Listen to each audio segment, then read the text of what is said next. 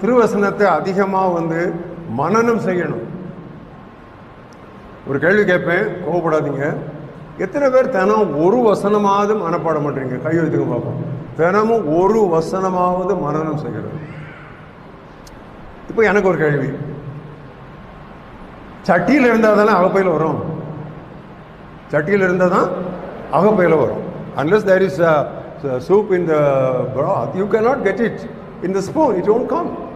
அப்போ ஆவியானவர் அந்த வேளையிலே உங்களுக்கு நினைப்பூட்டுவார். உள்ளே இருந்தால் தானே நினைப்பூட்டுவார். உள்ளே இருந்தால் தானே நினைப்பூட்டுவார். நீ உள்ளே இல்லைன்னா இன்னைக்கு ஒரு தீர்மானம் எடுங்க. நீங்கள் எல்லாத்தையும் மறந்தாலும் இதை மறக்காதீங்க. ஒரு ஸ்டான்லி வந்தாங்க, நமக்கு பிரசங்கம் பண்ணாங்க, இது ஒன்றும் மறக்காதீங்க.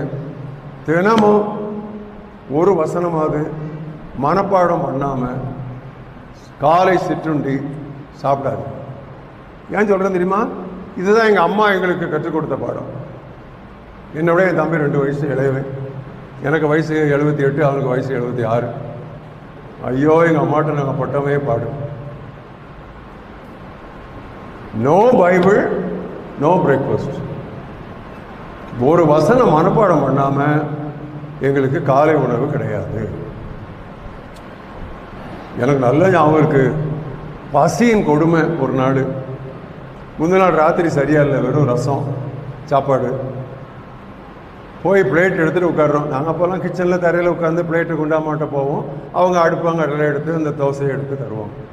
தோசையை எடுத்துட்டாங்க, தட்டில் போட போகிறாங்க. போட்டிருக்கலாம்ல, ஏய் ஸ்டான்லி வசனம் பிடிச்சியா அப்படின்னாங்க. ஏம்மா முதல்ல தோசையை போடுங்கம்மா.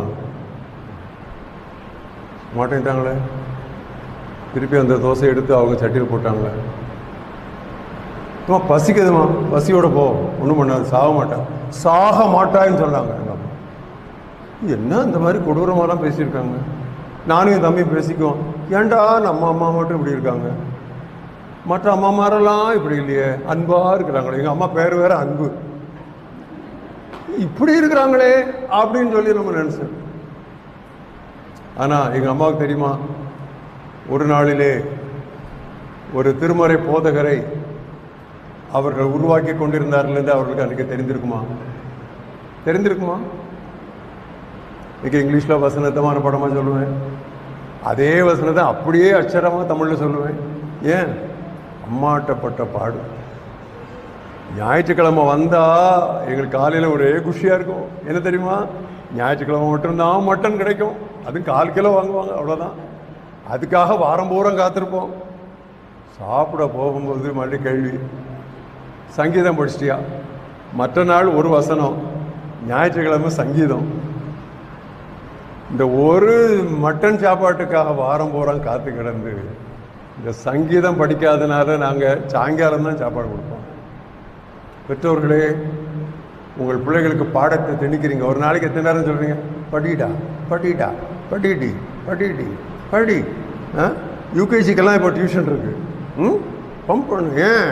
சிஎம்சியில் கிடைக்கணும், எம்பிபிஎஸ் கிடைக்கணும்.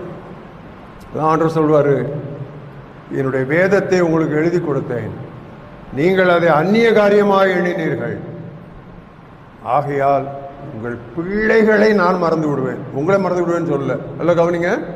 உங்கள், ஏன்னா பிள்ளைகளை தான் நாம் நம்மளை விட அதிகமாக நேசிக்கிறோம். உண்மை தானே?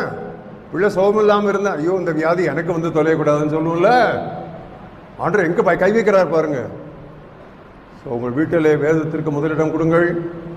பெரியவர்களும், பிரதர் எனக்கு வயசு 60 ஆயிடுச்சு, 65 ஆயிடுச்சு, இனிமேல் எங்கே பிரதர் மனப்பாடம் பண்ணுறது? நீங்கள் முந்தையே அதை சொல்லியிருக்கணும். வயசான பிறகு மனப்பாடம் பண்ண முடியல. அப்படியா? சின்ன பிள்ளைங்க சண்டை போட்டால் மறக்கிறாங்க, பெரியவங்க சண்டை போட்டால் மறக்கிறீங்களா? என்ன அப்படி முழிக்கிறீங்க? என்னடா அப்படி எங்கேயோ கை வைக்கிற? பெரியவங்க சண்டை போட்டால் மறக்க மாட்டீங்களா? ஞாபக சக்தி பெரியவங்களுக்கு ரொம்ப ஜாஸ்தி, அப்படி தானே? இன்னும் தலையாட்டவே மாட்டேங்க. புரியுதா உங்களுக்கு? வசனத்திற்கு முதலிடம் கொடுங்கள், வெற்றி வாழ்க்கை உங்களுடைய என்பது என்னுடைய உறுதி அல்ல, அது ஒரு அத்தாட்சி, நிச்சயம். அது முக்கியமாக உங்களுக்கு நடந்தே தீரும். நான் ஒரு வேத போதகன், எனக்கு ஆண்டவர் இன்னொரு வாழ்க்கையை கொடுத்தால் 60 வருஷமாக பைபிள் படிக்கிறேன். இன்னொரு வாழ்க்கை ஆண்டவர் கொடுத்தா இந்த பழைய பைபிளே தான் ஆண்டவரேன்னு கேட்பேன். நான் ஒரு வேத பிரியன், வேத பைத்தியன். போகிறோம் சர்ச்சுக்கு, பைபிள் எடுக்கலை, ஒரு சின்ன ஜெப புஸ்தகத்தை எடுத்துகிட்டு போகிறோம். ரோட்டில் போகணும், ஏய் ஸ்டான்லி, கிறிஸ்டபர், பைபிள் எடுத்தீங்களா? அந்த காலத்தில் பைபிள் பெருசாக இருக்கும், இப்போ தான் சின்னதாக இருக்குது. ரொம்ப ஹெவியாக இருக்குமா? அம்மா என்ன சொன்னாங்க தெரியுமா?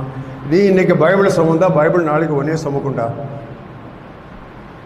இன்னைக்கு நீ பைபிளை சுமந்தா என்னைய பைபிள் தான் இத்தனை வருஷம் சுமந்துருக்கு. வெற்றி வாழ்க்கை என்றால் திருவசனத்தை சார்ந்த வாழ்க்கை.